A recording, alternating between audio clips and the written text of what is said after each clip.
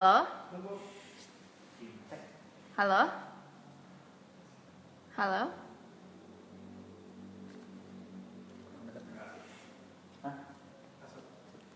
Hai, selamat malam. Apakah suara saya terdengar jelas?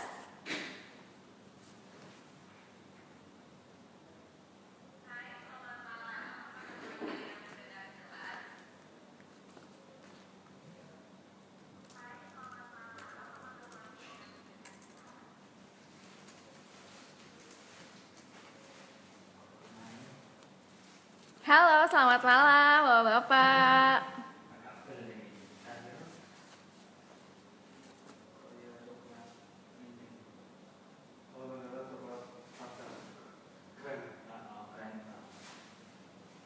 Halo, selamat malam. Dari mana aja nih? Boleh dong komen dari mana? Asalnya. Mau salam-salam juga boleh.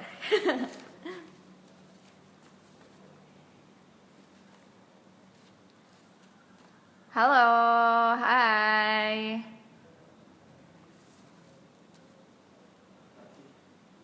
Dari Mas Ozliv, Sydney, udah malam banget. Oh, Mas dari Sydney. Hai, selamat datang di live Santara. Selamat malam. Halo, selamat malam dari Bali. Hai. Dari Mas Dedi Zaya dari Kuala Lumpur. Halo Mas Dedi Zaya Kuala Lumpur. Selamat datang di live Santara. Dari Aceh, dari Mas Ihsan Fauzi Idra. Halo Mas, salam kenal.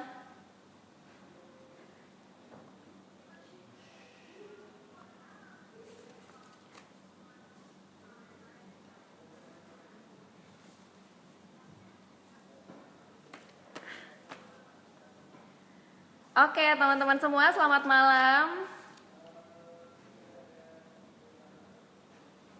Ketemu lagi bersama saya Nandina Agisni di live bersama Santara Ko ID. Kali ini kita akan live bersama Mas Afrik Wasiso. Di sini apakah ada yang sudah tahu Mas Afrik?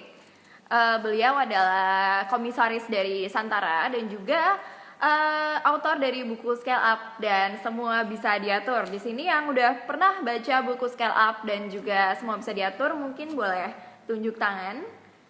Nah, kali ini kita akan membahas tentang gimana caranya agar bisnis itu tetap optimis di masa krisis.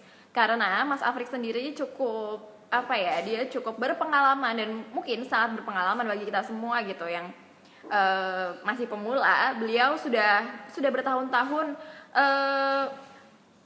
berada di dalam bisnis yang masih dalam zona UMKM dan berhasil membawa mereka keluar dari zona tersebut, bahkan di saat-saat tidak ternyaman sekalipun. Nah, jadi di saat-saat krisis seperti ini tentunya Mas Afrik sudah menyiapkan banyak strategi gitu agar supaya bisnis-bisnis yang dia jalani tetap bisa survive dan tetap bisa bertahan.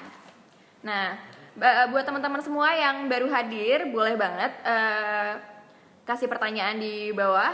Apa yang kira-kira mau ditanyakan ke Mas Afrik tentang strategi bisnis tetap survive di masa krisis seperti itu. Halo dari Pak Mardigu, salam hormat Om Afrik. Salam hormat Pak Mardigu. Sebentar lagi kita akan live bersama Mas Afrik ya Pak ya.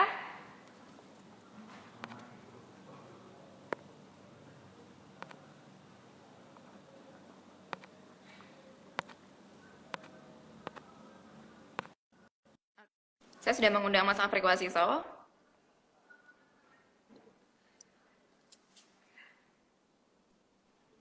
Ya, Halo, baik.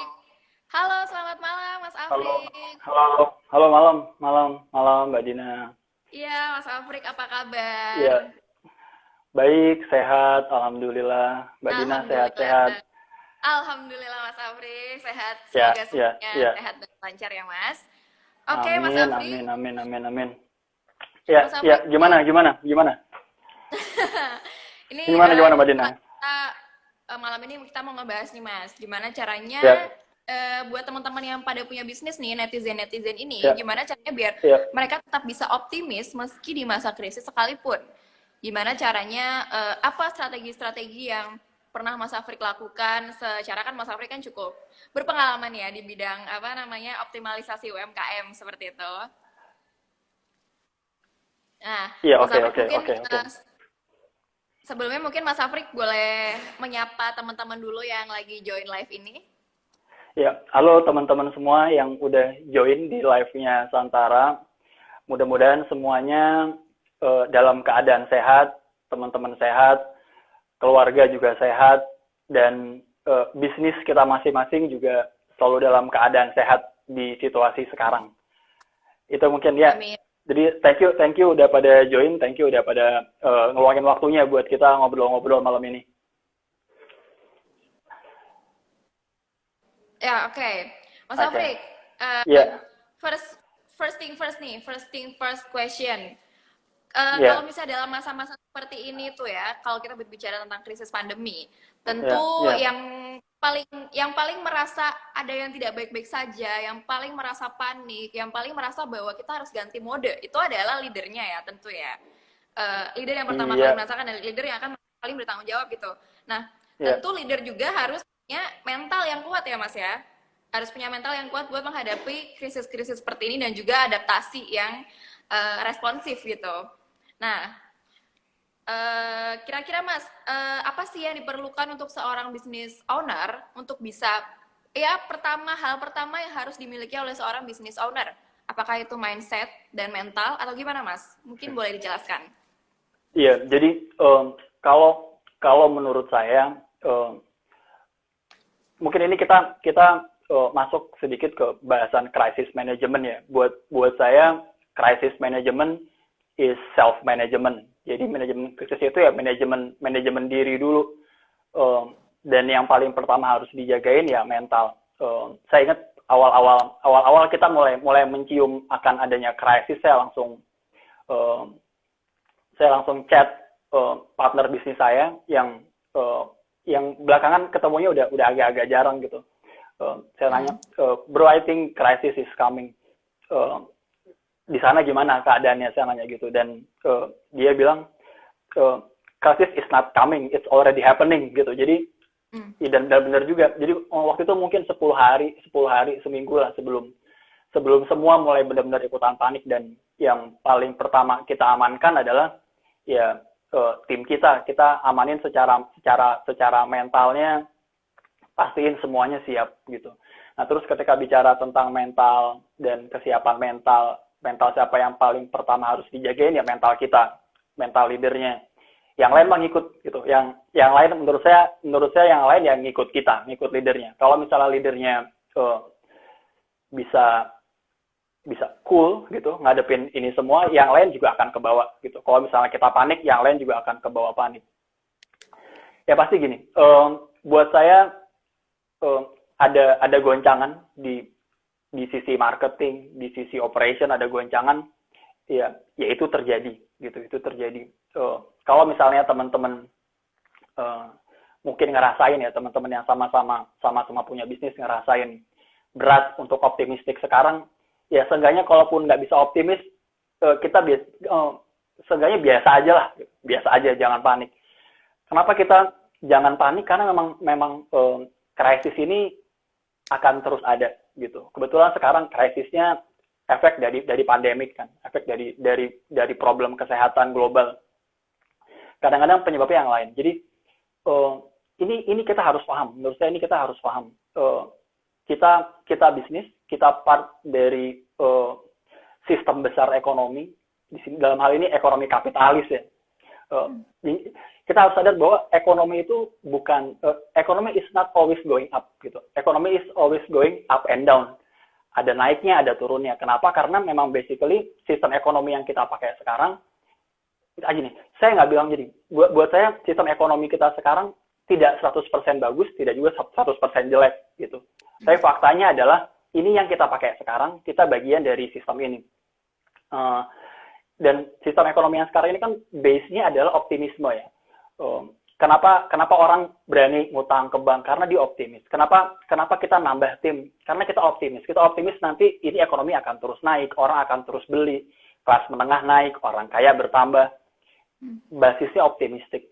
Dan optimisme ini ada yang ternyata benar, ada yang ternyata meleset gitu. Ada yang akhirnya terkoreksi. Itu yang bikin akhirnya ya ada naik, ada turun.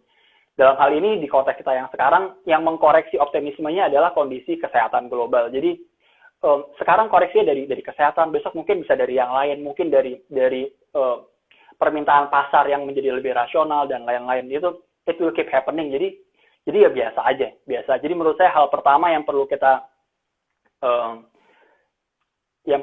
set gitu ketika kita ngelihat ini adalah kalaupun teman-teman, kalaupun Anda nggak bisa optimistik, seenggaknya ya biasa aja gitu.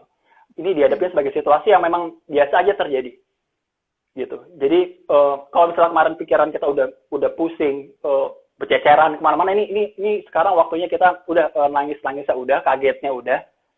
Sekarang dikumpulin lagi tuh pikiran-pikiran kita kemarin, mental-mental kita yang kemarin kita kumpulin lagi, dan kita mulai susun selanjutnya kita harus gimana.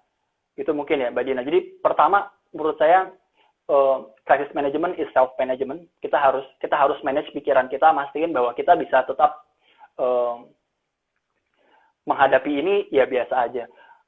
Saya cukup bersyukur karena sebelumnya udah pernah ngalamin beberapa krisis, biarpun mungkin krisisnya bukan dampak dari hal yang makro ya, sehingga lebih bisa lebih tenang dan lebih siap secara sistem bisnis. Cuman terlepas dari itu, sekali lagi ini bukan sesuatu yang aneh yang terjadi. Ini biasa, it will keep happening. Kalau misalnya teman-teman bisa melewati ini, dan teman-teman akan bisa melewati apapun ke depannya gitu, yang akan terjadi lagi. Mungkin pertama itu ya kali Mbak Dina. Jadi mental kita bener dulu, setelah itu baru kita bisa bahas strateginya kita mau ngapain. Oke. Tadi kan menurut Mas Afrik ini biasa saja gitu ya. Yeah. Tapi mungkin bagi sebagian UMKM hal ini mungkin tidak biasa bagi mereka, Mas. Mungkin kayak ini cukup mengagetkan, ini cukup mendadak kayak beberapa bulan kemarin saya memutuskan banyak hal gitu. Saya kayak merencanakan banyak hal. Saya membuat action plan sebanyak ini dan untuk sepanjang ini gitu. Tapi pada saat ini tiba-tiba ada sesuatu mendadak datang dan kaget gitu, Mas. Nah, itu tuh gimana ya, Mas? Dan saya yakin mungkin ada banyak yang merasa seperti itu gitu, dan merasa baik-baik saja sulit ya, merasa optimis itu kayak tidak semudah yang dibayangkan gitu. Iya. Oke. Memang harus ada tahapan-tahapannya. Kita bisa menjadi tenang kembali itu harus ada tahapan-tahapannya. Tahapan yang pertama adalah kita harus paham situasinya. Yang bikin kita galau itu adalah karena kita mungkin harap-harap cemas. Ini bakal selesainya kapan ya? Buat saya satu hal yang paling dominan terjadi di sini yang saya lihat adalah unsur uncertainty, yaitu ketidakpastian. Ini ketidakpastiannya tinggi sekali. Nggak ada yang bisa memastikan, misalnya ini corona sampai kapan ya? Itu nggak ada yang bisa memastikan. Obatnya kapan bisa ada? Nggak ada yang bisa memastikan. Kalau nanti udah ada vaksin, bakal normal lagi atau nggak ada yang bisa memastikan. Ini PSBB mau sampai kapan? Nggak ada juga yang bisa memastikan. Bahkan saya juga yakin government kita menetapkan misalnya masa darurat 2 bulan atau 3 bulan, itu juga mereka sambil dalam keadaan nggak pasti, nggak ada yang bisa memastikan. Jadi pertama, untuk bisa berdamai sama situasinya adalah kita harus sadar bahwa ini unsur ketidakpastiannya sangat-sangat tinggi. Gitu. Unsur ketidakpastiannya sangat-sangat tinggi. Nah, ketidakpastian ini selalu emang jalan beriringannya. Ketidakpastian tuh ya pasangannya kegelisahan gitu. Uncertainty ya pasangannya anxiety. Karena sama kayak misalnya kita mau nembak cewek gitu, kita akan gelisah. Kenapa? Karena belum pasti nih bakal diterima apa enggak, kayak gitu.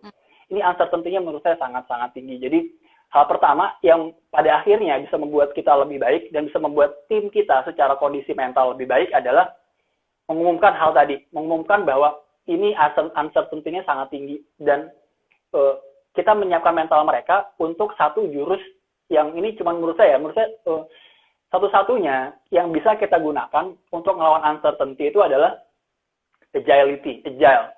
Jadi obatnya uncertain adalah agile ya, semua harus agile. Agility itu apa ya? Agile itu artinya harus cepat beradaptasi, harus mau berubah. Strateginya harus berubah, yang dilakuin harus berubah, nggak boleh baper, nggak boleh malu untuk ganti strategi, nggak perlu malu gitu. Ketika kita udah udah sadar sama ini dan jadi gini. Jadi strateginya apa ini Mas? Ya strateginya kita agile. Oh, berarti ntar berubah-berubah terus dong. Berarti ntar strategi bakal jadi banyak dong. Enggak, strateginya satu. Strateginya adalah agile. Kita beradaptasi terus. Kita akan ganti mode terus sesuai sama gaya apa yang harus dimainkan. Kita nggak selalu bisa memilih game apa yang kita mainkan. Kita nggak bisa selalu memilih situasi apa yang kita hadapi. Tapi kita selalu bisa memilih cara kita bermain. Gitu. Jadi pertama adalah kalau kita mau kalau kita mau bisa sedikit lebih tenang dan berdamai sama situasinya, sebelum kita nanti menjadi optimis, sebelum kita nanti akhirnya jadi biasa aja adalah accept the reality, gitu. Terima keadaannya bahwa ini adalah sesuatu yang nggak pasti, kita terima dan kita umumin ke tim. Mereka juga harus terima ini uncertain, gitu. Kita akan terus berubah. Terus produk kita akan ganti nggak Mas? Kalau perlu ganti ya kita akan ganti. Terus cara kita kerja gimana nih, cara kita produksi gimana, akan berubah nggak? Kalau perlu berubah. Kenapa? Karena strateginya adalah be agile. Kita berubah terus-menerus, ganti terus-menerus, nggak pakai baper, nggak pakai jet lag dulu, AO gitu. Kalau misalnya, contoh misalnya, tiba-tiba kita harus work from home gitu.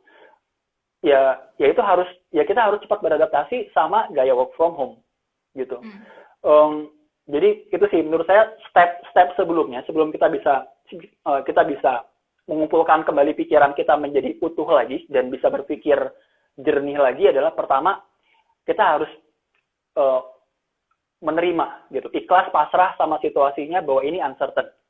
Dan jawaban jadi the only strategy for uncertain situation, salah satunya strategi di situasi yang tidak pasti adalah being agile gitu. Semua harus siap berubah terus, semua harus siap untuk belajar cepat, semua harus siap untuk nyari solusi-solusi cepat dan mengimplementasi solusinya juga dengan cepat, gitu. Nggak pakai baper, nggak pakai kaget, nggak pakai protes. Ya ini kita semua harus agile. Ketika semua udah diumumin kayak gitu, semua tim akan siap. Itu yang saya rasain sih, Jadi semua kita bilang work from home ya semua work from home. Kita bilang kita produknya di-adjust ya semua ikutan adjustment. Kayak gitu Mbak Dina. Mungkin stepnya itu sih. Kita menerima dulu dan kita umumin semuanya dan kita sadar bahwa satu-satunya obat dari uncertainty adalah agility. Kita harus semuanya siap berubah gitu. Semua siap berubah. SOP di reset ulang semua gitu. Tapi sebenarnya buat company yang masih merintis bagus juga sih karena kan SOP dirubah ya Pak. Kemarin kan nggak ada SOP-nya ya udah gitu. Lebih gampang lagi kayak gitu. Oke, Mas. Ya. Nah, berarti pertama itu adalah kita harus agile ya Mas ya. Berarti di sini ketika leader memutuskan untuk agile dan no baper, berarti mungkin ini bisa jadi saat mereka untuk ya udah kita mau gas dan kalau misalnya ada tim yang sekiranya kurang memungkinkan untuk berada di kapal yang sama gitu kayak ya udah kita lakukan hal ekstrim gitu kayak seperti itu, apakah tidak apa-apa Mas Afrik berarti? Iya, saya nggak mau bahas ke sana dulu ya. Saya sendiri basically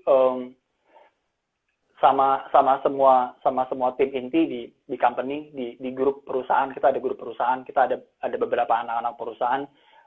Kita komit bahwa poin A kita adalah we want to keep everyone gitu. Karena ini situasi yang sulit. Dalam kondisi normal, ketika kita nge-cut orang, itu dia bisa cari kerjaan lagi. Mungkin dengan surat rekomendasi dari kita masih cukup sakti tuh, dia dapat kerjaan lagi yang mungkin lebih baik dibanding kerjaan mereka di tempat kita.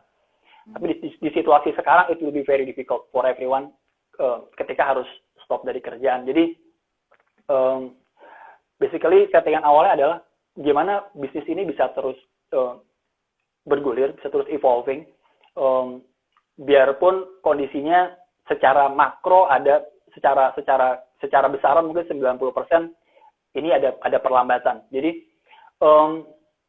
gitu sih Mbak Dina. Jadi menurut saya gini, kalau settingan awal kita adalah kita udah mau ikutan turun, semua serba diturun-turunin, itu pikiran kita nggak akan keluar maksimal untuk melihat peluang dan untuk tetap punya track yang cepat.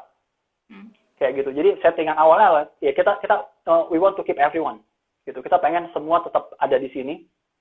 Dan gimana caranya kita bisa keep everyone? Ya semua harus contribute. Semua harus contribute. Kalau misalnya ini adalah kita lagi bareng-bareng ngangkat meja, ya semua harus jadi lifter itu. Semua harus ikutan ngangkat. Nggak boleh ada yang cuma nempelin tangan. Gitu. Ketika ada yang cuma nempelin tangan, ketika nggak sebuah contribute, ketika ada yang jadi liability, itu harus dipotong cepet gitu. Tapi memang satu hal sebenarnya satu hal yang leader bisnis yang mungkin punya standar yang tinggi terhadap kemampuan tim, mentalitas tim, terhadap culture. Momen krisis kayak gini sebenarnya adalah momen terbaik gitu. Momen terbaik untuk kita bisa ngangkat standar semua orang gitu. Untuk bisa ngelakuin development yang ekstrim. Menurut saya better ekstrimnya itu adalah ekstrim develop dibanding kita ekstrimnya adalah ekstrim ngekat orang gitu ya. Jadi saya sendiri gini, ketika kondisi adalah uncertain, kemungkinan besar adalah situasi yang kita hadapi itu nggak sama, gitu. Ketika situasi yang nggak sama, kita juga butuh strategi baru kan. Itu tuh kepala kita harus terus dikasih umpan knowledge baru, skill baru. Kepala kita begitu, kepala setiap leader begitu, dan kepala setiap orang yang ada di tim juga harus kayak gitu. Mungkin banyak dulu program-program development yang di kita nggak bisa jalan. Sekarang kalau misalnya sekarang mau dijalan, ini this is the best time kalau kita mau jalanin. Kenapa? Karena di sini semua orang takut nggak dapat kerja, nggak punya kerjaan. Jadi ketika kita jadiin itu standar, ya mereka pasti akan catch up gitu. Misalnya kita punya program untuk setiap leader, kita udah dari dulu kita pengen punya program untuk masing-masing baca satu buku setiap hari gitu misalnya. Itu tuh resistensinya tinggi gitu. Tapi begitu sekarang kondisinya krisis, kita bilang kita nggak bisa kalau nggak pakai ini gitu. Ya semua jadinya harus ngikutin. Dan ternyata ketika itu dipaksain, ya mereka akan ngikut. Ketika ada yang nggak bisa ngikut, ya kita akan bisa ngelakuin tindakan ekstrim. Gitu.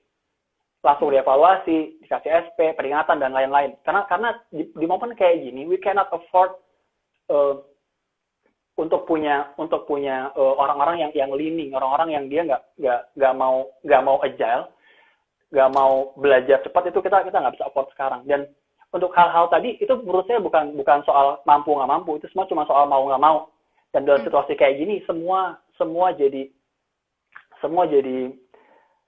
mau gitu, karena mereka nggak ada pilihan. Jadi menurut saya this is the best time untuk kita berlaku ekstrim secara development gitu. Ketika developnya ekstrim, kemampuan mereka juga naik ekstrim, mentalitas naik ekstrim, culture naik ekstrim, itu kita di track yang benar untuk ngelewatin situasi sekarang. Entah itu berapa lama ini akan terjadi ya. Gitu okay. Mbak Dina. Ya. Oke Mas. Kalau misalnya kita ngomongin tentang hal ekstrim tadi dan ya et cetera itu tadi, kan saya ingat bahwa some of leaders gitu kan kayak most of them tuh losing their hits gitu ketika kita ada di saat-saat kayak gini gitu ya. Dan harus memberikan keputusan-keputusan yang cepat dan tepat, tapi kayak nggak boleh emosi gitu. Tapi ini dalam masa-masa yang kita tuh harus cepat geraknya gitu.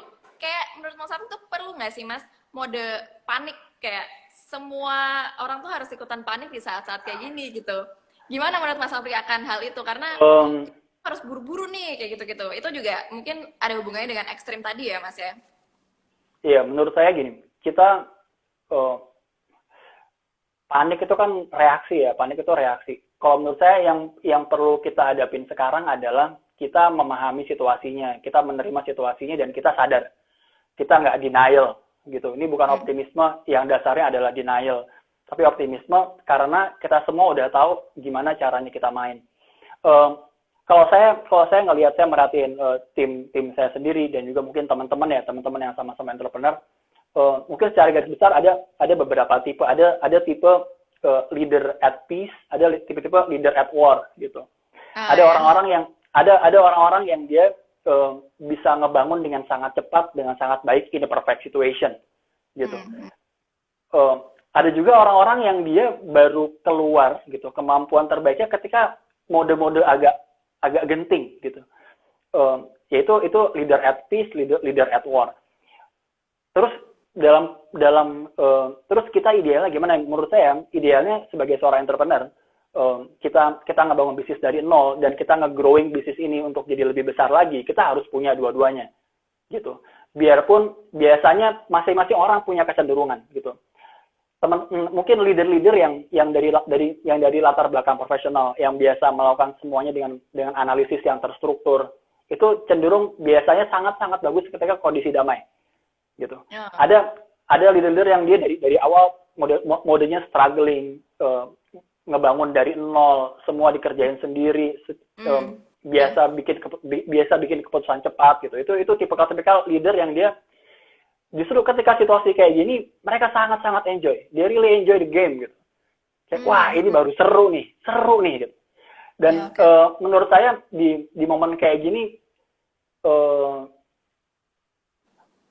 kita perlu switch on mode leader at war gitu. Kita perlu ikutan menikmati ini. Oke, ini situasi yang kita nggak bisa pilih gitu. Situasinya udah seperti ini dan we can only just enjoy the game gitu. Kita nikmatin permainannya.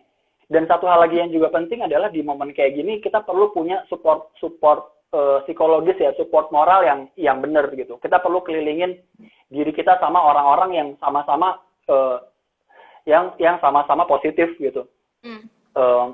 Yang sama-sama bisa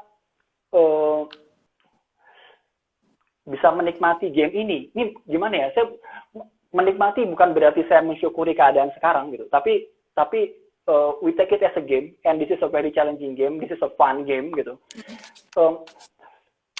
Kita menjalani ini dengan senang emang belum tentu berhasil juga. Tapi kalau misalnya kita nggak senang, itu menurut saya lebih nggak berhasil gitu. Jadi basically kita adalah 5 orang terdekat kita. Seperti apa emotional state kita sekarang itu akan sangat ditentukan sama orang-orang yang ada di sekitar kita gitu. Jadi di kondisi kayak gini saya merapat sama orang-orang yang mereka secara spirit tetap terus bagus.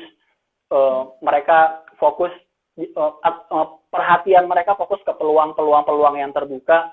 Perhatian mereka fokus nyari solusi yang available gitu. Menurut saya kita di momen sekarang kita nggak akan kekurangan solusi sih menurut saya. Kalau misalnya kita mau nyari aja dari 8 jam waktu aktif kita kerja, berapa jam yang kita pakai buat fokus nyari solusi, berapa jam yang kita pakai untuk fokus nyari peluang, berapa jam yang kita pakai untuk bersedih-sedih, bacain status orang. Saya mungkin udah hampir 10-an hari saya nggak lihat berita lagi karena basically kita semua udah sama-sama tahu lah tiap hari pasti pasiennya akan nambah, setiap hari yang meninggal akan nambah gitu. Jadi ya kita it's about paying attention sih. Kita nggak bisa merubah realitanya akan jadi seperti apa, tapi kita bisa fokusin perhatian kita kemana dan dari situ kita bisa punya kondisi emosi yang lebih bagus dan kita bisa ngebawa bisnis kita masing-masing juga ke kondisi yang lebih empowering gitu mungkin teman-teman. Oke. Nah, untuk bisa Mas, untuk bisa positif juga nih, tentu leader itu kayak perlu melakukan hal-hal yang mungkin Mas Afrik punya ritual-ritual tertentu yang bisa yang sering Mas Afrik lakukan untuk bisa tetap manage the minds, untuk tetap stabil, tidak emosi, untuk tetap kayak oke, keep my mind on track, I must keep my body on track gitu. So aku bisa kayak maksimal dan tetap positif gitu, attitude dan hal seperti itu. Itu ada nggak Mas ritual-ritual tertentu gitu yang bisa di-share ke teman-teman? Tentunya pasti leader-leader membutuhkan hal ini ya. Iya, benar. Menurut saya di momen kayak gini kekuatan spiritual kita jadi penting. Positif mental attitude kita juga jadi penting dan itu semua perlu dibentuk kan. Itu seperti sama kayak otot-otot gitu. Kalau misalnya kita sering exercise ya badan kita akan kebentuk jadi terbiasa dengan exercise tersebut. Ketika misalnya kita jarang exercise ya kita akan lemes. Itu pikiran kita juga seperti itu. Jadi menurut saya sangat-sangat penting ketika misalnya ya kita orang yang beragama ya kita mendekat kepada Tuhan gitu, kepada sumber-sumber kekuatan. Spiritualitas itu menurut saya satu sumber kekuatan yang nggak ada habis-habisnya gitu. Kalau ya saya pribadi saya selalu nge-keep morning ritual ya. Morning ritual ini menurut saya sangat-sangat penting. saya kayak juga pernah bikin video tentang ini Mbak Dina. Jadi ya ketika pagi ya berapapun waktu yang kita punya, sempetin untuk kita punya silent time, sempetin untuk kita melakukan afirmasi, misalnya kita mengulang kembali apa aja prioritas kita dan apa aja yang kita komitmenkan untuk mewujudkan prioritas tadi. Kita melakukan visualisasi, kita bayangin hari ini kita mau ngapain aja, kita bayangkan hal-hal yang baik-baik, kita berdoa untuk hal yang baik-baik. Setiap hari kita harus exercise, sempetin olahraga, setiap hari kita harus sempetin baca, dan terakhir sempetin coret-coret. Itu 6 hal sih, silent, affirmation, visualization, exercise, reading, scribing gitu. Itu 6 hal yang berapapun waktu yang kita punya, kalau misalnya ini nggak dilewatin, kita akan menjalani hari dengan jauh lebih baik gitu. Kalau kita punya waktu 6 menit ya masing-masing 1 menit itu much better dibanding nggak sama sekali. Karena kita butuh untuk terus tetap waras dan nggak ketarik sama yang lain. Posisi sekarang menurut saya 99% of the people perasaannya gloomy, moodnya turun, nggak semangat gitu, pengen ngeluh, pengen nangis gitu. Kayak kita as a leader, kita jadi anchor banyak orang gitu, kita jadi penyangga banyak orang. Jadi ya kalau misalnya teman-teman ada perasaan sedih dan lain-lain, frustrated, saya sadar kondisi krisis ini menghantam orang dalam skala yang beda-beda ya. Mungkin ada teman-teman yang bisnisnya total nggak bisa jalan karena ini. Mungkin ada yang ngefek-ngefek dikit, bahkan mungkin ada sebagian kecil yang sekarang kewalahan menerima orderan, itu ada. Tapi keep it to yourself gitu. Kalau misalnya mau nangis ya nangis malam-malam gitu, ngadu sama Tuhan, keluarin semua kegelisahan kita sampai habis, sampai kita udah nggak punya hal lain untuk diomongin gitu. Setelah itu kita ya perlu untuk tetap tenang gitu. Itu sih Mbak Dina. Dan menurut saya di momen kayak sekarang ya, ketika kita sudah bisa mungkin gini, pasti ada tahapan-tahapannya sih, pasti ada tahapan-tahapannya. Di fase awal kita perlu mungkin mastikan hal-hal yang urgent ya, hal-hal yang urgent tercover dulu gitu, hal yang urgent tercover dulu. Mungkin ini nyambung juga ke ini bisnis harus diapain, mungkin ini nyambung juga ke sana, ini bisnis harus diapain. Kalau saya yang pertama saya lakukan tadi, priority saya adalah to keep everyone on board, mastiin semua tetap bisa join sama kita, mastiin kita nggak perlu ngurangin orang sama sekali gitu, karena this is very difficult time. Kalau misalnya kita nggak bisa nge-keep mereka sekarang, ya kita akan sangat-sangat pragmatis banget. Tapi ketika kita berusaha banget semaksimal mungkin, habis-habisan buat nge-keep everyone, itu saya yakin setelah ini semua berlalu, kita akan punya tim yang sangat-sangat militan, sangat-sangat loyal sama kita. Jadi pertama kita amanin itu dulu sih. Kita amanin gimana caranya supaya ini nafas bisa sepanjang-panjangnya. Ini kan gamenya selesai ketika kita nggak ada pemasukan sama sekali sebenarnya, gitu. Yep. Ketika kita nggak ada pemasukan sama sekali, andalannya adalah tabungan kan. Dan tabungan kita mungkin ada batasnya gitu. Sebagian perusahaan sudah cukup disiplin, mungkin punya free cash, punya tabungan buat 2 tahun 3 tahun ke depan. Itu beruntung banget yang kayak gitu. Dan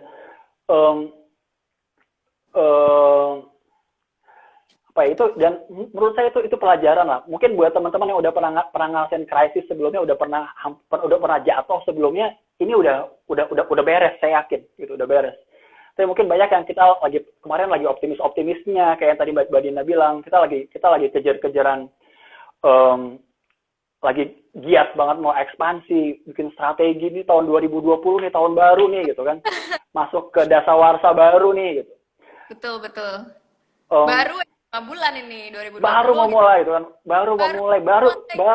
baru tim gue lengkap nih gitu. Baru pesen mesin baru, mungkin kayak gitu. Mungkin ada juga yang kayak gitu. Jadi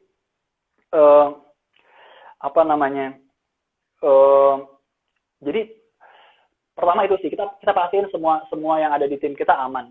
dengan modenya masing-masing ya. Yep. Kalau mode saya adalah saya mastiin semua orang yang ada di tim itu dia bisa kontribusi dengan maksimal sehingga dia bisa ngebayar gajinya sendiri. Misalnya gini, di kantor Mbak Dina tahu di headquarter yang Inspira kita ada dapur kan, ada yang masak setiap hari gitu. Ketika kondisi kayak gini mungkin kita jadi mikir, wah ini semua orang lagi pada work from home, dia nggak ada kerjaannya, cuma tetap harus digaji, mungkin jadi terasa kayak liability kan. Nah kalau ya game kita adalah gimana caranya biar dia juga bisa produktif, dia juga bisa menghasilkan, dia juga bisa membayar gajinya sendiri, misalnya kayak gitu. Maka ya itu ya udah yuk kita bikin catering deh, kita bikin catering sehat misalnya. Kemarin baru launching juga tuh kita catering bahagia ya. Gitu. Itu bukan sesuatu yang kita set dalam rangka kemaruk. Ya, ada opportunity di sana. Kebutuhan buat sesuatu yang sehat, yang pakai standar food safety-nya, pakai ISO dan lain-lain. Itu kita set up buat seserius itu, tapi basically sebenarnya niatan awalnya ya kan, niat kan sangat ngaruh ya sama hasil yang akan kita dapat. Niatan awalnya adalah karena kita pengen mastiin semua orang bisa contribute dan bisa punya kontrol buat nyelamatin dirinya masing-masing. Karena juga mungkin dia nggak enak, gelisah banget kan. Yep. Wah gimana nih, kok gue nggak bisa kontribusi apa-apa nih gitu. Kita perlu fasilitasin itu sih. Dan saya pikir di momen kayak gini nggak ada orang yang mau khatam gitu, yang mau selesai dia nggak bisa makan tuh nggak ada gitu. Justru mode survival itu mode paling kerennya manusia. Tenaganya sekuat-kuatnya, pikirannya sekencang-kencangnya, ya itu mesti kita aktifin. Jadi menurut saya step pertama adalah ngamanin gimana kita bisa memperpanjang nafas kita sepanjang-panjangnya. Dan itu gamenya adalah ya game revenue gitu. Kita pokoknya nggak boleh diem aja ketika revenue turun. Pokoknya cari terus cara, manfaatin semua resource dan aset yang kita punya. Oke. Gitu. Ini mungkin tadi Mbak Dina nggak nanya ini, cuman karena topiknya adalah gimana kita bisa tetap optimis dan gimana kita bisa tetap survive. Ya itu mode yang kita harus cek sih. Jadi sebenarnya aset apa yang kita punya? Menurut saya dua aset paling penting yang kita punya di kondisi kayak gini, pertama adalah tim, gitu. Jangan pernah kita lihat tim sebagai liability. Kita lihat tim kita itu adalah manusia-manusia juga yang mereka punya potensi buat nyelamatin diri mereka sendiri, gitu. Cariin jalan untuk mereka bisa berusaha maksimal, menjadikan diri mereka produktif, menjadikan diri mereka menghasilkan. Lalu tim adalah aset. Dan ketika kita udah ngasih intro yang bagus bahwa ini adalah agile, gitu, semua harus masuk ke mode kontribusi, ke mode pokoknya semua segera temuin core skill yang bisa bermanfaat buat perusahaan secara revenue, gitu. Secara revenue dalam hitungan hari, hitungan minggu. Kita nggak bisa nih sekarang bahas tentang oke mas saya mau ngelakuin ini kita akan panen kira-kira 1 tahun lagi, itu kita nggak bisa. Semua program-program yang sifatnya jangka panjang harus segera dikonversi jadi program-program yang itu bisa terkonversi menjadi revenue dalam hitungan hari, dalam hitungan minggu. Dengan cara gitu, dengan cara kayak gitu kita bisa survive lebih lama. Jadi umur kita akan pendek ketika income berhenti masuk.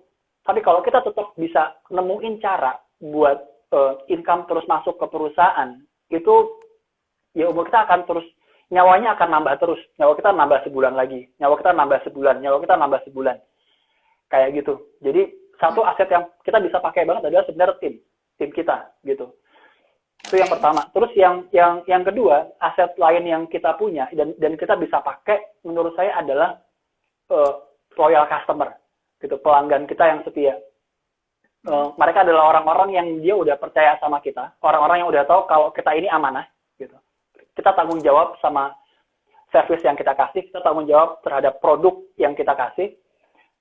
Itu aset kita menurut saya. Dan di momen sekarang, ini yang kemarin cukup banyak nyelamatin saya dan kita bisa punya stream of income yang masih stabil sampai sekarang adalah dengan memanfaatkan database sebanyak-banyaknya, itu aset, gitu. Customer yang loyal sama kita, percaya sama kita, itu aset. Di momen sekarang, saya yakin hampir semua company akan masuk ke mode konservatif. Pengeluaran marketing mungkin akan diturunin. Investment macam-macam akan diturunin. Kita sekarang pengen sesuatu kita bisa dapat sesuatu secara free gitu. Di sini kolaborasi jadi penting. Teman-teman pasti punya pelanggan setia, teman-teman pasti punya database. Coba kasih solusi-solusi baru buat mereka gitu. Produknya ganti total nggak apa, nggak usah malu. Menurut saya nggak usah malu. Malu tuh kita malu sama tim. Kalau misalnya kita nggak bisa memastikan dan menjamin hidup mereka bisa aman di sini gitu. Kayak kalau saya sih peduli setan lah. Kita kayak ngejablay gitu ya, ngajakin orang kolaborasi. Wah, malu lah gue, kan gue harus jaga postur gitu. Ntar dikira gue lagi susah lagi. Menurut saya enggak lah, nggak penting kayak gitu. Jadi ajakin sebanyak mungkin orang kolaborasi, kasih mereka akses ke audiens yang kita punya. Saya ngelakuin ini banyak banget. Saya minta tim di masing-masing anak perusahaan buat pokoknya kontak sehari minimal 100 brand buat ajakin kolaborasi sama kita. Kasih mereka akses ke audiens kita untuk nawarin barang-barang mereka ke kita gitu. Itu kita lakukan dan itu ngebantu banget kita buat bisa tetap punya stream of income dan saling bantu juga gitu. Kita gotong royong sama orang-orang yang lain. Jadi itu dua aset sih yang menurut saya bisa kita punya. Sorry, yang menurut saya bisa kita utilize di momen kayak gini. Pastinya kepercayaan tadi itu adalah sesuatu yang sangat berharga buat kita. Jadi juga jangan yang pragmatis banget. Dan pokoknya asal apa aja kita nggak ngecek kualitasnya dan lain-lain. Kayak ya fokusnya tetap kita harus kasih sesuatu yang manfaat buat, niatnya harus nolong. Kita mau kasih sesuatu yang bermanfaat, kita pengen memudahkan hidup mereka dan kita pengen bantu pilihkan barang-barang yang emang bisa membantu mereka juga untuk ngelewatin situasi ini dengan baik gitu. Gitu kali ya Mbak Dia. Sorry Mbak Dina. Oke. Ya. Oke Mas Afrik, itu tadi saya tuh udah kayak mau tanya itu semua that whole thing, tapi Mas Afrik sudah menjelaskannya dengan sangat jelas dan udah sangat lengkap. Menurut saya ini insight yang sangat keren banget ya Mas ya. Oke Mas Afrik, tadinya saya mau minta Mas Afrik untuk kasih last words buat teman-teman, tapi sebenarnya itu tadi udah cukup banget buat meringkas semuanya dalam live kali ini. Mungkin atau Mas Afrik masih ada lagi mau diomongin? Ya, ini setengah jam sebenarnya nggak cukup. Mungkin perlu di-extend ya. Mungkin kalau misalnya kita mau bahas hal-hal yang lebih teknis gitu, saya sangat open kalau misalnya kita bisa arrange lagi, kita bisa ngobrol lagi, kita bisa sharing lagi.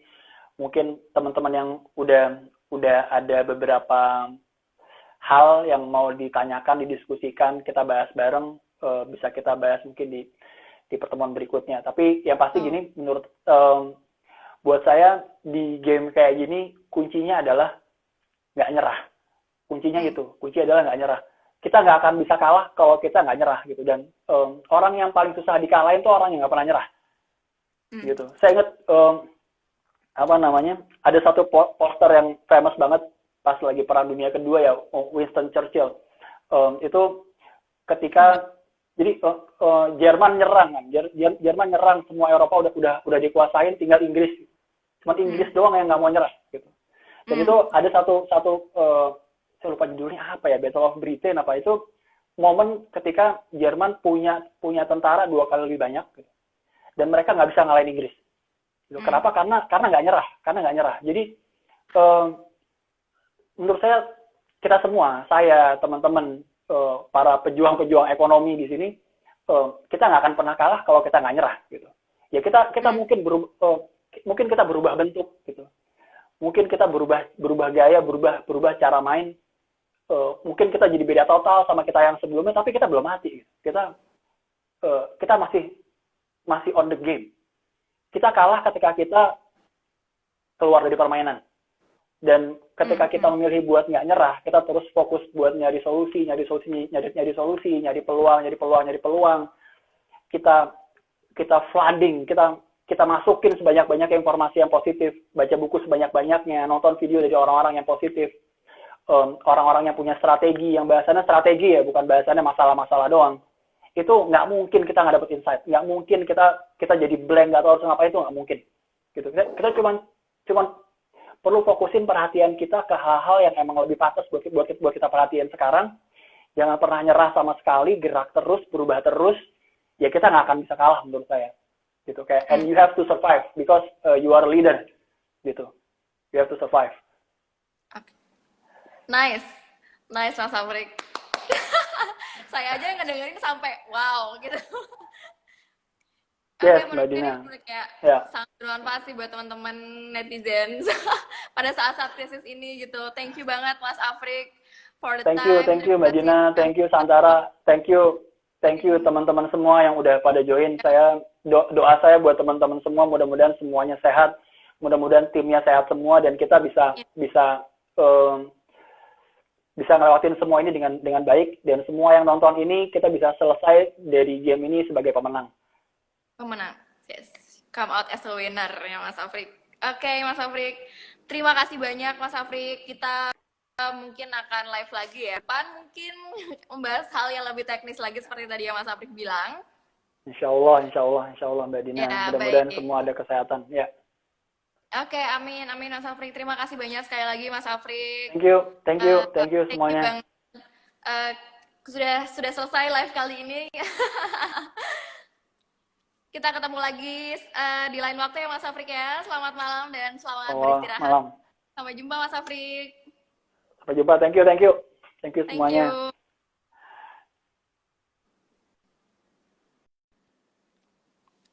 Halo teman Santara semuanya. Itu tadi adalah live bersama Mas Afrik Wasiso. Gimana?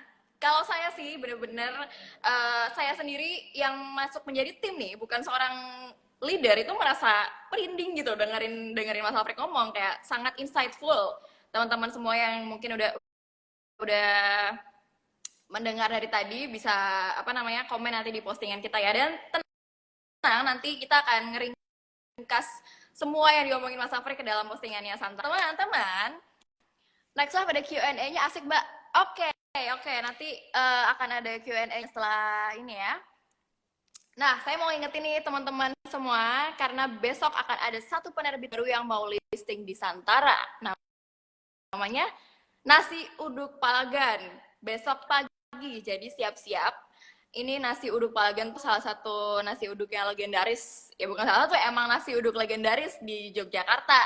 Dan laris gitu. Jadi mungkin teman-teman yang penasaran seperti apa bisnisnya, bisa langsung ke aplikasi Santara, bisa langsung lihat prospektusnya di sana. Jadi pasang alarmnya, jangan lupa jam 9 pagi besok ada nasi uduk Palagan listing ya teman-teman. Oke, sampai jumpa semuanya. Terima kasih ya sudah berpartisipasi di live kali ini. Saya Nandina Agisni pamit undur diri. Selamat malam dan selamat beristirahat.